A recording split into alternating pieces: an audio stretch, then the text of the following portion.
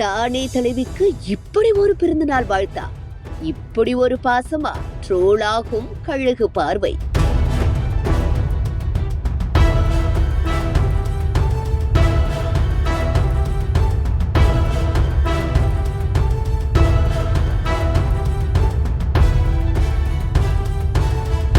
தூத்துக்குடி நாடாளுமன்ற உறுப்பினர் கனிமொழி கருணாநிதி எம்பியின் பிறந்த நாளை முன்னிட்டு வடசென்னை வடக்கு மாவட்ட திமுகவினரின் ஏற்பாட்டில் கனிமொழியின் உருவம் ஓவியமாக வரையப்பட்டு அதில் சிகப்பு கருப்பு டி ஷர்ட் அணிந்து பெண்கள் அணிவகுத்து வந்தது மெய்ச்சலிர்க்க வைத்தது.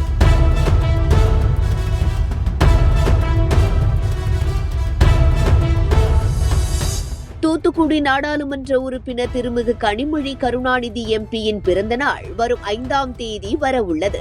இதற்காக சென்னை வண்ணாரப்பேட்டை மூலக்கொத்தளம் சென்னை மாநகராட்சி விளையாட்டு மைதானம் அருகே ராயபுரம் மேற்கு பகுதியில் நூதனமான முறையில் கனிமொழிக்கு பிறந்தநாள் வாழ்த்து தெரிவிக்கப்பட்டது.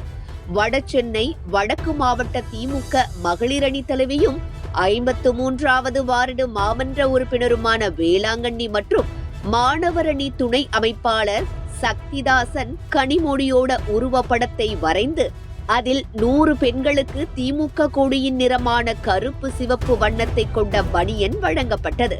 இதனை அணிந்து கொண்டு 100க்கும் மேற்பட்ட பெண்கள் கனிமொழியின் உருவத்தின் மீது அழகாக சுற்றி வந்தனர்.